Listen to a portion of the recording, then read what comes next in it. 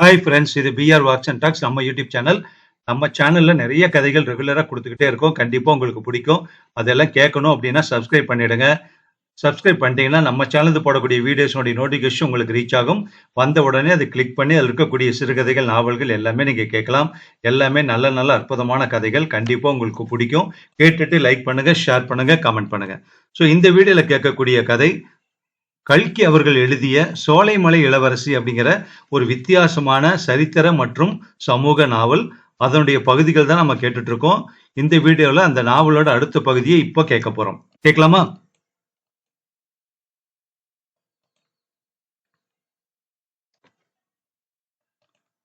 பகுதி 6, அத்தியாயம் 15, கைமேலே பலன்.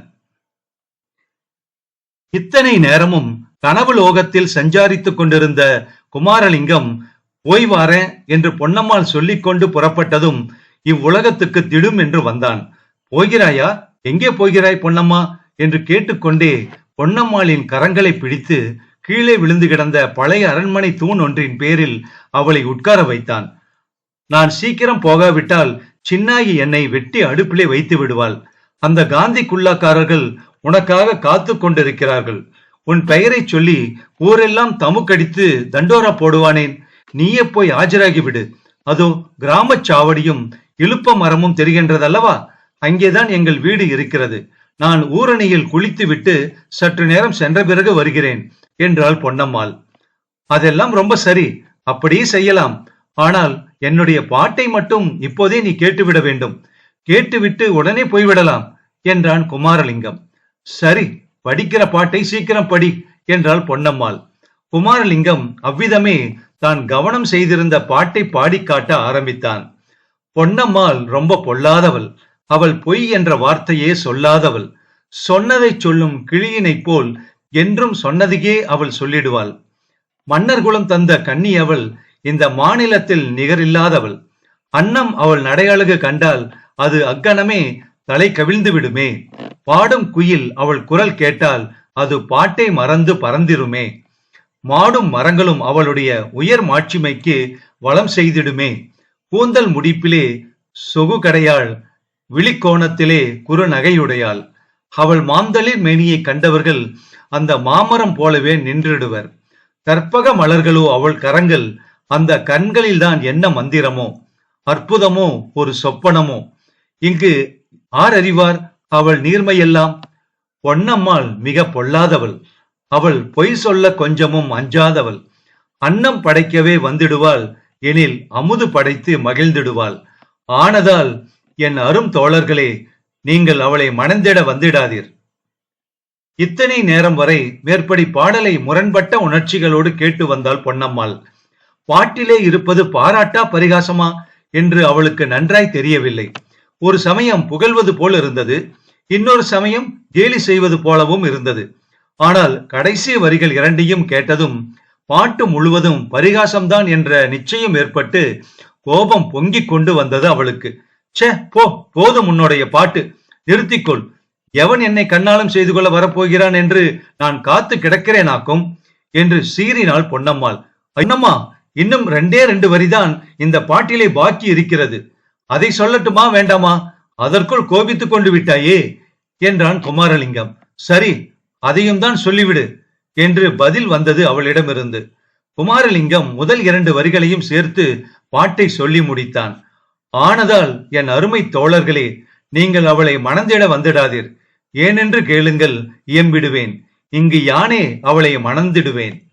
கடைசி 2 வரிகளை கேட்டதும் பொன்னம்மாள் தன்னை அறியாமல் கலீர் என்று நகைத்தாள்.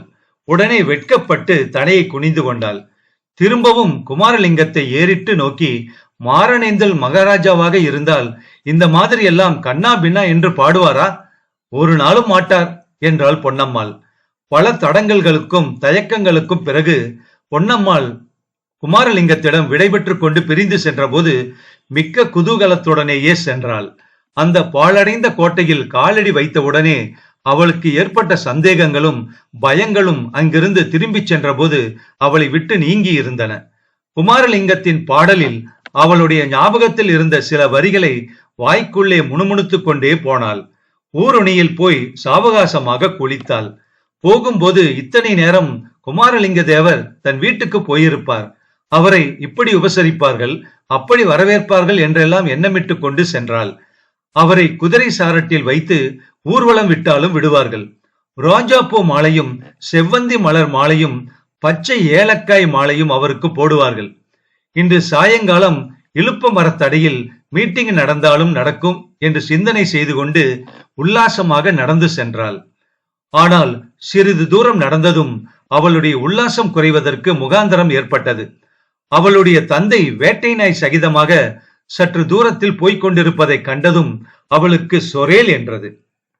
வீட்டில் விருந்தாளிகளை வைத்துவிட்டு இவர் எங்கே கிளம்பி போகிறார்? ஒருவேளை தன்னை தேடிக்கொண்டுதானோ? சின்னாயி கோல் சொல்லி கொடுத்து விட்டாலோ? நடையின் வேகத்தை பார்த்தால் மிக்க கோபமாய் போகுவதாக தென்படுகிறதே. அப்பாவின் கண்ணில் படாமல் ஒரு மரத்தின் பின்னால் மறைந்து நின்றுவிட்டு அவர் போனதும் விரைவாக வீட்டை நோக்கி சென்றாள். அவர் வீடு வந்து சேர்வதற்குள் தான் போய் சேர்ந்து நல்ல பெண்ணை போல் சமையல் வேலையில் ஈடுபட வேண்டும் என்று தீர்மானித்துக் கொண்டு நடந்தாள். ஊருணியில் இருந்து அவளுடைய வீடு இருந்த வீதிக்கு சென்று குறுக்கு சந்தில் திரும்பியதும் படமெடுத்து ஆடும் பாம்பை திடீரென்று எதிரில் கண்டவளைப் போல பயங்கரமும் திகைப்பும் அடைந்து விட்டாள். அப்படியே நின்றும் விட்டாள். ஐயோ, இது என்ன? இவ்வளவு போலீஸ் ஜவான்கள் எதற்காக வந்தார்கள்? அவர்களுக்கு மத்தியிலே இருப்பவர் யார்? குமாரலிங்கம் போல இருக்கிறதே. ஐயோ, இது என்ன? அவர் 2 கைகளையும் சேர்த்து, கடவுளே, விலங்கல்லவா போட்டிருக்கிறது. இதெல்லாம் உண்மைதானா? நாம் பார்க்கும் காட்சி நிஜமான காட்சிதானா, அல்லது ஒரு கொடூரமான துயர கனவு காண்கிறோமா? அந்த காந்தி குல்லாக்காரர்கள் எங்கே? ஆஹா, அவர்கள் இப்போது வேறு உருவத்தில் சிவப்பு தலைப்பாகையுடன் தோன்றுகிறார்களே. ஆம், அதோ பின்னால் பேசி சிரித்துக் கொண்டு வருகிறவர்கள் அவர்கள்தான். அவர்கள் இருவர்தான், சந்தேகமில்லை. திகைத்து ஸ்தம்பித்து முன்னால் போவதா பின்னால் போவதா என்று தெரியாமல், கண்ணால் காண்பதை நம்புவதா இல்லையா என்றும் நிச்சயிக்க முடியாமல் பொன்னம்மாள் அப்படியே நின்றாள். போலீஸ் ஜவான்களின் பேச்சில் சில வார்த்தைகள் காதிலே விழுந்தன. எவ்வளவு ஜோராய் மாப்பிள்ளை மாதிரி நேரே வந்து சேர்ந்தான். வந்ததும் இல்லாமல், நான் தான் புரட்சி தொண்டன் குமாரலிங்கம், நீங்கள் எங்கே வந்தீர்கள் என்று கேட்டானே, என்ன தைரியம் பார்த்தீர்கள் அவனுக்கு என்றார் ஒரு போலீஸ்காரர். அந்த தைரியத்துக்குத்தான் கைமேல் உடனே பலன் கிடைத்து விட்டதே என்று சொன்னார் இன்னொரு போலீஸ்காரர். குமாரலிங்கத்தின் கையில் பூட்டியிருந்த விலங்கைத்தான் அவர் அப்படி கைமேல் பலன் என்று ஸ்லேடையாக சொல்கிறார் என்று தெரிந்து கொண்டு மற்றவர்கள் குபீர் என்று சிரித்தார்கள். அந்த சிரிப்பு சத்தத்தின் இடையே வீல் என்ற ஒரு சத்தம், இதயத்தின் அடிவாரத்தில் இருந்து உடம்பின் மேலுள்ள ரோமக்கால்கள் வரையில் குலுங்கச் செய்ய சொல்ல முடியாத சோகமும் பீதியும் அடங்கிய சத்தம் கேட்டது. அப்போது போலீஸ் ஜவான்களின் பரிகாச பேச்சை கேட்டுக்கொண்டு தலை குனிந்த வண்ணம் நடந்து வந்த தொண்டன் குமாரலிங்கத்தின் காதிலும் மேற்படி சத்தம் விழுந்தது. சத்தம் வந்த திசையை நோக்கி அவன் ஏறிட்டு பார்த்தான். பொன்னம்மாளின் முகம் ஏமாற்றம், துயரம், பீதி, பச்சாதாபம் ஆகிய உணர்ச்சிகள் ஒன்றோடொன்று போட்டியிட்ட முகம் மின்னல் மின்னுகின்ற நேரத்துக்கு அவன் கண் முன்னால் தெரிந்தது. அடுத்த வினாடி பொன்னம்மாள் தான் வந்த பக்கமே திரும்பினாள்.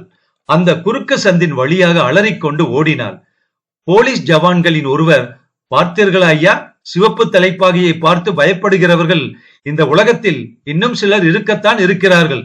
ஆனால் இந்த வீராதி வீரன் இருக்கிறானே, இவன் மட்டும் போலீசுக்கு பயப்பட மாட்டான்.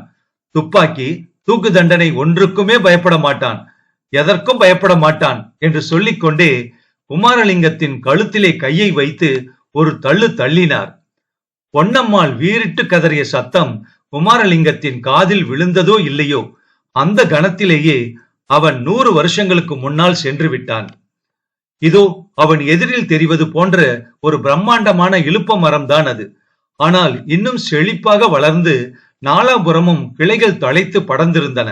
சோலைமலை கோட்டை வாசலுக்கு எதிரே கூப்பிடு தூரத்தில் அந்த மரம் நின்றது. மரத்தின் அடியில் இது போலவே ஒரு மேடையும் இருந்தது. ஆனால் அந்த மரத்தின் கீழேயும் மரத்தின் அடிக்கிளையிலும் தோன்றிய காட்சிகள், அம்மம்மா! குமாரலிங்கம் கண்களை மூடிக்கொண்டான். கண்களை மூடிக்கொண்டால் மட்டும் ஆவதென்ன? அவனுடைய மனக்கண்ணின் முன்னால் அந்த காட்சிகள் தோன்றத்தான் செய்தன. இலுப்ப மரத்தின் வைரம் பாய்ந்த வலுவான அடிக்கிளையில் 7-8 கயிறுகள், ஒவ்வொன்றின் நுனியிலும் ஒரு சுருக்கு போட்ட வளையத்துடன் தொங்கிக் கொண்டிருந்தன. தொங்கிய வளையம் ஒவ்வொன்றின் அடியிலும் ஒவ்வொரு மனிதன் நின்று கொண்டிருந்தான். அப்படி நின்றவர்களை சூழ்ந்து பல சிப்பாய்கள் வட்டமிட்டு நின்றார்கள். மரத்தடி மேடையில் ஒரு வெள்ளைக்கார துரை ஜம் என்று உட்கார்ந்திருந்தார். அவருடைய 2 கைகளிலும் 2 துப்பாக்கிகள் இருந்தன. அவருடைய வெள்ளை முகம் கோப வெறியினால் சிகப்பாக மாறியிருந்தது. மேடைக்கு அருகில் சோலைமலை மகாராஜா கீழே நின்று துரையிடம் ஏதோ கேட்டுக்கொண்டிருந்தது போல தோன்றியது. அதெல்லாம் முடியாது, முடியவே முடியாது என்று துரை மிக விரைப்பாக பதில் சொல்லுவது போலும் தெரிந்தது. மரக்கிளையில் தொங்கிய சுருக்கு கயிறு ஒன்றின் கீழே மாரணேந்தல் உலகநாத தேவர் நின்று கொண்டிருந்தார். துரையிடம் சோலைமலை மகாராஜா ஏதோ கெஞ்சி கேட்டுக் கொண்டிருந்தது அவருக்கு கொஞ்சமும் பிடிக்கவில்லை. தம்முடைய உயிரை தப்புவிப்பதற்காகத்தான் சோலைமலை மகாராஜா அப்படி மன்றாடுகிறாரோ என்ற சந்தேகம் இவர் மனதில் உதித்திருந்தது. அதை எப்படியாவது தடுத்து நிறுத்த வேண்டும் என்ற ஆவல் அவர் மனதில் பொங்கி எழுந்தது. 6லும் சாவு 100லும் சாவு என்னும் பழமொழியை 1000 தடவை கேட்டிருந்தும் அந்நிய நாட்டான் ஒருவனிடம் போய் எதற்காக உயிர் பிச்சை கேட்க வேண்டும்? அதிலும் வீர மறவர் குலத்தில் பிறந்தவர்களுக்கு அடுக்கக்கூடிய காரியமா அது? சோலைமலை மகாராஜாவை கூப்பிட்டு சொல்லிவிடலாமா என்று உலகநாத தேவர் யோசித்துக் கொண்டிருந்த போது கோட்டைக்குள்ளே அரண்மனை அந்தப்புறத்தின் மேல் மாடம் தற்செயலாக அவருடைய கண்ணையும் கருத்தையும் கவர்ந்தது. மேல் மாடம் கவரவில்லை. மேல் மாடத்திலேயே தோன்றிய ஒரு பெண் உருவம்தான் அவரை கவர்ந்தது. வெகு தூரத்தில் இருந்தபடியால் உலகநாத தேவரின் கூரிய கண்களுக்கு கூட அந்த உருவம் யாருடையது என்பது நன்றாய் தெரியவில்லை. ஆனால் அவருடைய மனதுக்கு அவள் இளவரசி மாணிக்கவல்லிதான் என்று தெரிந்துவிட்டது. முதலில் அந்த கோர காட்சியை பார்ப்பதற்கு சோலைமலை இளவரசி அந்தப்புறத்து மேன்மாடத்துக்கு வர வேண்டுமா என்று உலகநாத தேவர் எண்ணினார். பின்னர் தம்முடைய வாழ்நாளின் கடைசி நேரத்தில் இளவரசியை பார்க்க நேர்ந்த பாக்கியத்தை எண்ணி மகிழ்ந்தார். அடுத்த கணத்தில் ஐயோ, இந்த விவரம் எல்லாம் அவளுக்கு தெரியும் போது என்னமாய் மனம் துடிப்பாளோ என்று எண்ணி வேதனை அடைந்தார். எனினும் சோலைமலை மகாராஜா தம்மிடம் கொண்டிருந்த விரோதத்தை மாற்றிக்கொண்டது இளவரசிக்கு ஓரளவு ஆறுதல் அளிக்குமல்லவா என்ற எண்ணம் தோன்றியது. தாம் சொல்லி அனுப்பிய செய்தியை மாணிக்கவல்லியிடம் சோலைமலை மகாராஜா சரியாக சொல்ல வேண்டுமே என்ற கவலை தொடர்ந்து வந்தது. ஐயோ, இதென்ன? மாடி முகப்பின் மேல் நின்ற பெண்ணுருவம் வீல் என்று அலரும் சத்தத்துடனே கீழே விழுகிறதே. கடவுளே, என்ன இது? சோலைமலை இளவரசி அல்லவா அந்தப்புறத்தின் மேல் மாடியில் இருந்து கீழே விழுந்து விட்டாள். ஐயோ, அவள் உயிர் பிழைப்பாளா? சோலைமலை மகாராஜா துரையிடம் மன்றாடுவதை நிறுத்திவிட்டு ஓ என்று அலறிக்கொண்டு கோட்டை வாசலை நோக்கி ஓடினார். மாரணேந்தல் உலகநாத தேவரும் தம்முடைய நிலையை மறந்து கோட்டை வாசலை நோக்கி தாமும் பறந்து ஓடினார். டும் டும் டுடும் என்று துப்பாக்கி வேட்டுகள் தீர்ந்தன. போலீஸ் ஜவானால் கழுத்தை பிடித்து தள்ளப்பட்ட தேச தொண்டன் குமாரலிங்கம் தரையிலே விழுந்து மூர்ச்சையானான். அத்தியாயம் 16. கயிறு தொங்கிற்று. இரவுக்கும் பகலுக்கும் அதிக வேற்றுமை இல்லாமல் இருள் சூழ்ந்திருந்த 8 அடி சதுர அறையில் குமாரலிங்கம் தன்னந்தனியாக அடைக்கப்பட்டிருந்தான். இரவிலே இரும்பு கதவுக்கு கொஞ்ச தூரத்தில் ஒரு கரி அடைந்த ஹரிக்கன் லாந்தர் மங்கிய சோகமான ஒளியை தயக்கத்துடன் வெளியிட்டுக் கொண்டிருந்தது. பகலில் அவன் அடைபட்டிருந்த அறையின் பின்புறச் சுவரில் 2 ஆள் உயரத்தில் இருந்த சிறு ஜன்னல் துவாரம் வழியாக மங்கிய வெளிச்சம் வரலாமோ வரக்கூடாதோ என்று தயங்கி தயங்கி எட்டி பார்த்து கொண்டிருந்தது. குமாரலிங்கத்தின் உள்ளத்தின் நிலைமையும் ஏறக்குறைய வெளிப்புற நிலைமையை ஒத்திருந்தது. குழப்ப இருள் சூழ்ந்து எதை பற்றியும் தெளிவாக சிந்திக்க முடியாத நிலையை அவன் மனம் அடைந்திருந்தது. பார்த்தவர்கள் அவனுக்கு சித்தபிரமை பிடித்திருக்கிறது என்று சொல்லும்படி தோன்றினான். ஆனாலும் இருள் சூழ்ந்த அவனுடைய உள்ளத்தில் சிற்சில சமயம் அறிவின் ஒளி லேசாக தோன்றி சிந்திக்கும் சக்தியும் ஏற்பட்டது. அத்தகைய சமயங்களில் ஆஹா, அவனுடைய மனதில் என்னவெல்லாம் எண்ணங்கள் குமுறி அலைமோதி கொண்டு பாய்ந்தன. சோலைமலை கிராமத்தில் 7-8 மாதங்களுக்கு முன்னால் காந்தி குல்லா கதர்வேஷம் தரித்த போலீசாரால் கைது செய்யப்பட்டதிலிருந்து அவன் கண்டும் கேட்டும் அனுபவித்தும் அறிந்த பயங்கர கொடுமை நிறைந்த சம்பவங்கள், அதற்கு முன்னால் சோலைமலை கோட்டையில் கழித்த ஆனந்தமான 10-12 தினங்கள், அதற்கு முந்தி தளவை கோட்டையில் ஒரு நாள் நடந்த புரட்சிகரமான காரியங்கள், இன்னும் 100 வருஷங்களுக்கு முன்னால் சோலைமலை மாரணேந்தன் ராஜ்யங்களில் நேர்ந்த அபூர்வ நிகழ்ச்சிகள் எல்லாம் ஒன்றன் பின் ஒன்றாகவும் சில சமயம் சேர்ந்தாற் போலவும் அவன் மனதிலே தோன்றி அல்லோல கல்லோலம் விளைத்தன. இத்தனைக்கும் மத்தியில் அவன் அறிவு தெளிவடைந்து சிந்தனை செய்து கொண்டிருக்கும் போதும் சரி, தெளிவில்லாத பல பல எண்ணங்கள் போட்டியிட்டு பாய்ந்து கொண்டிருக்கும் போதும் சரி, சிந்தனா சக்தியை இழந்து பிரமை பிடித்து அவன் உட்கார்ந்திருக்கும் போதும் சரி, ஒரே ஒரு விஷயம் மட்டும் அவன் மனதில் இருந்து மறையாமல் எப்போதும் குடிகொண்டிருந்தது. அது அவன் தலைக்கு மேலே வட்ட சுருக்கிட்ட ஒரு கயிறு, அவனை தூக்கிலிட்டு கழுத்தை நெரித்து கொள்ளப் போகிற கயிறு எப்போதும் தொங்கிக் கொண்டிருக்கிறது என்னும் பிரமைதான். அந்த கயிற்றில் இருந்து தப்ப வேண்டுமானால் அதற்கு ஒரே ஒரு வழிதான் உண்டு. முன்னொரு ஜென்மத்தில் தான் மாரணேந்தல் மகாராஜாவா பிறந்திருந்த போது எந்த முறையை பின்பற்றி அவன் தூக்கு கயிற்றில் இருந்து தப்பினானோ அதே முறையையே இப்போதும் பின்பற்றியாக வேண்டும். அதாவது சிறைச்சாலையில் இருந்தோ போலீஸ் காவலில் இருந்தோ தப்பித்துக் கொண்டு ஓட முயல வேண்டும். ஓட முயல்வது உயிர் பிழைக்க வேண்டும் என்ற ஆசையினால் அல்ல, உயிர் பிழைக்கலாம் என்ற நம்பிக்கையினாலும் அல்ல.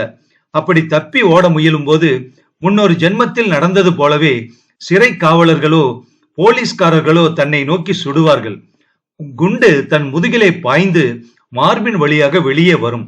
அதன் பின்னால் குபு குபு வென்று ரத்தம் பெருகும். அந்த கணமே அவன் உணர்விழந்து கீழே விழுவான். அப்புறம் மரணம், முடிவில்லாத மறதி, எல்லையற்ற அமைதி. குமாரலிங்கம் அப்போது விரும்பியதெல்லாம் இத்தகைய மரணம் தனக்கு கிட்ட வேண்டும் என்பதுதான். அவன் மரணத்துக்கு அஞ்சவில்லை, சாகாமல் உயிரோடு இருக்க வேண்டும் என்று ஆசைப்படவும் இல்லை. ஆனால் தூக்க மரத்தில் கயிற்றிலே தொங்கி பிராணனை விட மட்டும் அவன் விரும்பவில்லை. அந்த எண்ணமே அவனுடைய உடம்பையும் உள்ளத்தையும் சொல்ல முடியாத வேதனைக்கு உள்ளாக்கியது. அவன் தூக்க மரத்தை பார்த்ததில்லை, தூக்கு போடும் காட்சி எப்படி இருக்கும் என்றும் அவனுக்கு தெரியாது.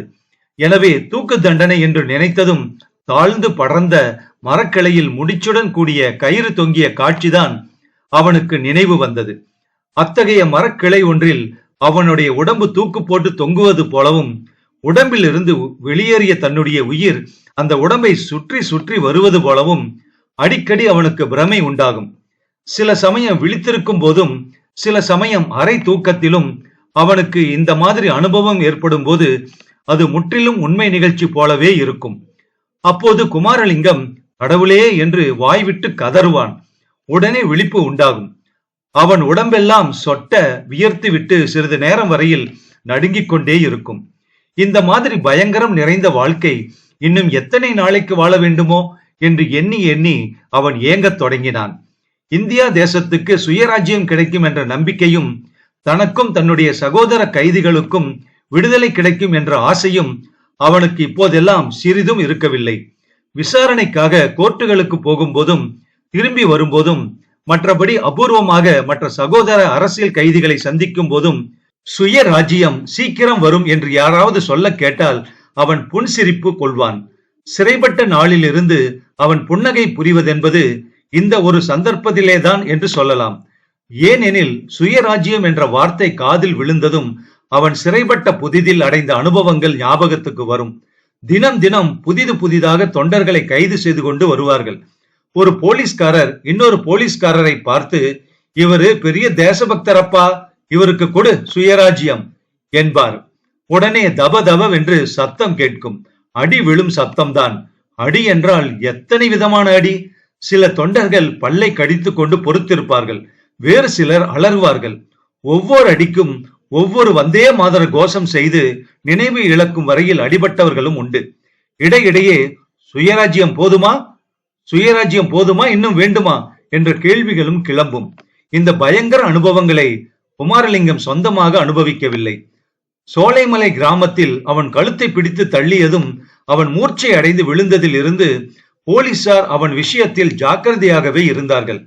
அதோடு சப் ஜெயிலில் முதலாக அவனை பார்க்க வந்த டாக்டர் அவனுக்கு இருதயம் பலவீனமாக இருக்கிறது என்றும் நாடி துடிப்பு அதிவிரைவாக இருக்கிறது என்றும் சொல்லிவிட்டார். எனவே குமாரலிங்கம் மேற்படி அனுபவங்களில் இருந்து தப்பி பிழைத்தான். ஆனால் மற்றவர்கள் பட்ட அடியெல்லாம் அவன் மனதில் என்றும் மறக்க முடியாதபடி பதிந்திருந்தது. எனவே சுயராஜ்யம் வரப்போகிறது என்ற பேச்சை கேட்டாலே அவனுடைய முகத்தில் அவநம்பிக்கையோடு கூடிய துயர புன்னகை தோன்றுவது வழக்கமாயிற்று. மேலும் அப்படி நடவாத காரியம் நடந்து சுயராஜ்யமே வந்துவிட்டால் தான் என்ன?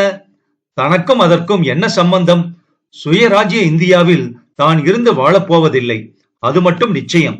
100 வருஷங்களுக்கு முன்னால் மாரணேந்தல் உலகநாத தேவனுக்கு என்ன கதி நேர்ந்ததோ அதுதான் தனக்கு இந்த ஜென்மத்தில் நேரப்போகிறது. அதை பற்றி ஒன்றும் சந்தேகமில்லை. சோலைமலை மணியக்காரர் வீட்டு முன்னிலையில் குமாரலிங்கம் கைது செய்யப்பட்டதில் இருந்து அவனுக்கு மானசீக காட்சியில் பரிபூரண நம்பிக்கை ஏற்பட்டு விட்டது. ஏறக்குறைய எல்லா நிகழ்ச்சியும் அந்த ஜென்மத்தில் நடந்தது போலவே இப்பொழுதும் நடந்து வருகிறதல்லவா?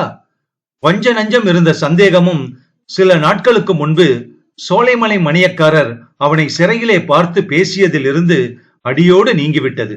விதி என்னும் சக்கரம் சுழன்று வரும் விந்தையே விந்தை. அதை காட்டிலும் பெரிய அதிசயம் இந்த உலகத்திலும் இல்லை, மறு உலகத்திலும் இருக்க முடியாது. அத்தியாயம் 17. இரும்பு இளகிற்று. விதி என்கிற விந்தையான சக்கரத்தை கொஞ்சம் பின்னோக்கி சுழலும்படி செய்வோம். மாரணேந்தல் உலகநாத தேவர் ஆங்கிலேயரை பழிவாங்கும் பொருட்டு தம் உயிரை காப்பாற்றிக் கொள்ள எண்ணி சோலைமலை கோட்டை சின்ன அரண்மனையில் ஒளிந்து கொண்டிருந்த நாட்களுக்கு செல்வோம். ஒரு மனிதன் சாதாரணமாய் தன் வாழ்க்கையில் 15 வருஷங்களில் அனுபவிக்கக்கூடிய ஆனந்த குதூகலத்தை எல்லாம் 15 நாட்களில் அனுபவித்த உலகநாத தேவரின் அரண்மனை சிறைவாசம் முடியும் நாள் வந்தது. சோலைமலை மகாராஜா ஒரு நாள் மாலை தம் மகள் மாணிக்கவல்லியிடம் வந்து, பார்த்தாயா மாணிக்கம், கடைசியில் நான் சொன்னதே உண்மையாயிற்று. இந்த விவஸ்தை கெட்ட இங்கிலீஷ்காரர்கள் மாரணேந்தல் ராஜ்யத்தை உலகநாத தேவனுக்கே கொடுக்க போகிறார்களாம்.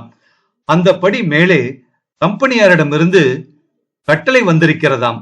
உலகநாத தேவனுடைய தகப்பன் கடைசி வரை போர் புரிந்து உயிரை விட்டான் அல்லவா? தகப்பனுடைய வீரத்தை மெச்சி மகனுக்கு ராஜ்யத்தை கொடுக்க போகிறார்களாம். அப்படி தண்டோரா போடும்படி மேஜர் துரை உத்தரவு போட்டிருக்கிறாராம். எப்படி இருக்கிறது கதை பார் என்று சொன்னார். இதை கேட்டதும் மாணிக்கவல்லியின் முகத்தில் உண்டான குதூகல கிளர்ச்சியையும் அவர் கவனித்தார். அதற்கு பிறகு மாணிக்கவல்லி தான் பேசிய மற்ற விஷயங்களில் கவனம் எதுவும் செலுத்தாமல் ஒரே பரபரப்புடன் இருந்ததையும் பார்த்தார்.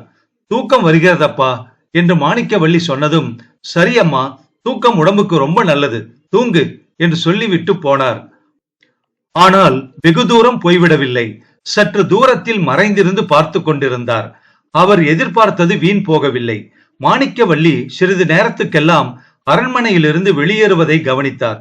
பூந்தோட்டத்தின் மத்தியில் இருந்த வசந்த மண்டபத்தில் தம்முடைய ஜன்ம துவேஷத்துக்கு பாத்திரரான உலகநாத தேவரை மாணிக்கவல்லி சந்தித்ததை பார்த்தார். அந்த சந்திப்பில் அவர்கள் அடைந்த ஆனந்தத்தையும் பரஸ்பரம் அவர்கள் காட்டிக்கொண்ட நேசத்தையும் கவனித்தார். சற்று முன் தாம் மகளிடம் சொன்ன செய்தியை அவள் உலகநாத தேவரிடம் உற்சாகமாக திருப்பி கூறியதையும் கேட்டார். சோலைமலை மன்னருக்கு அடக்க முடியாத ரௌத்ராகரமான கோபம் வந்தது. தன் மடியில் செருகியிருந்த கத்தியை எடுத்து கையில் வைத்துக் கொண்டார். அவர்கள் 2 பேரையும் ஏக காலத்தில் கொன்றுவிட வேண்டும் என்ற எண்ணம் முதலில் தோன்றியது அவருக்கு. ஆனால் அவள் மேல் அவர் வைத்திருந்த அளவில்லாத பாசம் வெற்றி கொண்டது. எனவே மாணிக்கவல்லி திரும்பி அரண்மனைக்கு போன பிறகு உலகநாத தேவரை மட்டும் கொன்று விடுவது என்று உறுதியுடன் பல்லை கடித்துக் கொண்டிருந்தார். இவனுக்கு ராஜ்யமாம் ராஜ்யம். இந்த சோலைமலை கோட்டைக்கு வெளியே இவன் போயல்லவா ராஜ்யம் ஆள வேண்டும் என்று மனதிற்குள் கருவிக்கொண்டார். அத்தகைய தீர்மானத்துடன் அவர் மறைந்து நின்ற ஒவ்வொரு நிமிஷமும் அவருக்கு ஒரு யுகமாக இருந்தது. மாணிக்கவல்லியும் உலகநாத தேவரும் லேசில் பிரிந்து போகிற வழியாகவும் இல்லை. நேரம் ஆக ஆக சோலைமலை மகாராஜாவின் குரோதமும் வளர்ந்து கொழுந்து விட்டு கொண்டிருந்தது. திடீரென்று மாணிக்கவல்லி விம்மும் சத்தத்தை கேட்டதும் அவளுடைய தந்தையின் இருதயத்தில் வேல் பாய்வது போல இருந்தது. இது என்ன? இவ்வளவு குதூகலமாகவும் ஆசையுடனும் பேசிக் கொண்டிருந்தவள் இப்போது ஏன் விம்மி அழுகிறாள்? அந்த பாதகன் ஏதாவது செய்து விட்டானா என்ன? அவருடைய கையானது கத்தியை இன்னும் இறுக பிடித்தது. பற்கள் நரநரவென்று கடித்து கொண்டன. உதடுகள் துடித்தன. மூச்சுக்காற்று திடீரென்று அனலாக வந்தது. ஆனால் அடுத்தாற்போல் உலகநாத தேவர் கூறிய வார்த்தைகளும் அதன் பின் தொடர்ந்த சம்பாசனையும் அவருடைய கோபத்தை தணித்தன. அது மட்டுமல்ல, அவருடைய இரும்பு மனமும் இளகிவிட்டது. என் கண்ணே, இது என்ன? இவ்வளவு சந்தோஷமான செய்தியை சொல்லிவிட்டு இப்படி விம்மி அழுகிறாயே? ஏன்? ஏதாவது தெரியாத்தனமாக நான் தவறான வார்த்தைகளை சொல்லிவிட்டேனா? அப்படியானால் என்னை மன்னித்து விடு இளவரசி. பிரிந்து செல்லும் போது சந்தோஷமாகவும் முக மலர்ச்சியுடனும் எனக்கு விடை கொடு. என்று பரிவான குரலில் சொன்னார் மாரணேந்தல் மகாராஜா. ஐயா, தாங்கள் ஒன்றும் தவறாக பேசவில்லை. இந்த பேதையிடம் தாங்கள் மன்னிப்பு கேட்க வேண்டிய அவசியமும் இல்லை. என்னுடைய தலைவிதியை நினைத்துத்தான் நான் அழுகிறேன். எதனாலோ என் மனதில் ஒரு பயங்கர எண்ணம் நிலை பெற்று இருக்கிறது. தங்களை நான் பார்ப்பது இதுவே கடைசி தடவை என்றும் இனிமேல் பார்க்க போவதில்லை என்றும் தோன்றுகிறது. ஏதோ ஒரு பெரும் விபத்து, நான் அறியாத விபத்து எனக்கு வரப்போகிறது என்றும் தோன்றுகிறது என்று கூறிவிட்டு மறுபடியும் இளவரசி விம்மத் தொடங்கினாள். இதை கேட்ட உலகநாத தேவர் உறுதியான குரலில், ஒரு நாளும் இல்லை மாணிக்கவல்லி, உன்னுடைய பயத்துக்கு கொஞ்சம் கூட ஆதாரமே இல்லை. நீ எதனால் இப்படி பயப்படுகிறாய் என்று எனக்கு தெரியும். உன் தகப்பனாரை குறித்துத்தானே? அவருக்கு என் மேல் உள்ள துவேஷத்தினால் உன்னை நான் பார்க்க முடியாமல் போகும் என்றுதானே எண்ணுகிறாய் என்றார் அவர். ஆமையா, அவருடைய மனதை நான் மாற்றிவிடுவேன் என்று ஜம்பமாக தங்களிடம் கூறினேன். ஆனால் அந்த காரியம் என்னால் முடியவே இல்லை. என்னுடைய பிரயத்தனங்கள் எல்லாம் வீணாகவே போயின. தங்களை பற்றி நல்ல வார்த்தை ஏதாவது சொன்னால் அவருடைய கோபம்தான் அதிகமாகிறது. இப்போது கூட தங்களுக்கு ராஜ்யம் திரும்பி வரப்போவது பற்றி அவர் வெகு கோபமாக பேசினார். தங்களை பற்றி பேசுவதற்கே எனக்கு தைரியம் வரவில்லையே என்றாள் மாணிக்கவல்லி. கண்ணே, இதை பற்றி உனக்கு சிறிதும் கவலை வேண்டாம். உன் தந்தையிடம் நீ என்னை பற்றி எதுவும் பேச வேண்டாம்.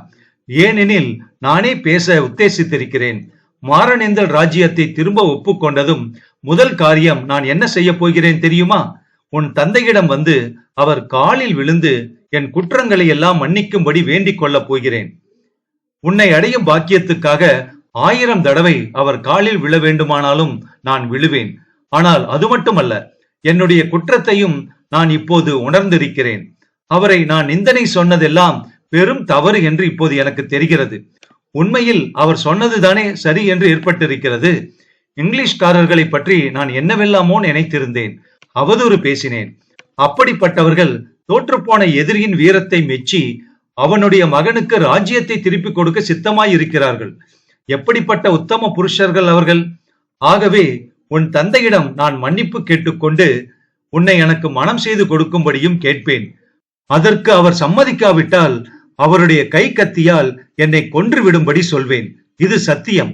அதோ வானவெளியில் மினுமினுக்கும் கோடான கோடி நட்சத்திரங்கள் சாட்சியாக நான் சொல்வது சத்தியம் மாணிக்கவல்லி. இதையெல்லாம் கேட்டதும் சோலைமலை மகாராஜாவின் கரையாத கல்மனமும் கரைந்து விட்டது. அவருடைய இரும்பு இதயமும் உருகிவிட்டது. கண்ணிலே கண்ணீரும் துளித்து விட்டது. அதற்கு மேல் அங்கு நிற்க கூடாது என்று எண்ணி சத்தம் செய்யாமல் அரண்மனைக்கு திரும்பிச் சென்றார். அன்று இரவெல்லாம் அவர் கொஞ்சம் கூட தூங்கவே இல்லை. சோலைமலை கோட்டையில் இன்னும் 2 ஜீவன்களும் அன்று இரவு கண் இமைக்கவில்லை. இந்த நாவலோட தொடர்ச்சியை அடுத்த பகுதியில கேட்கலாம்.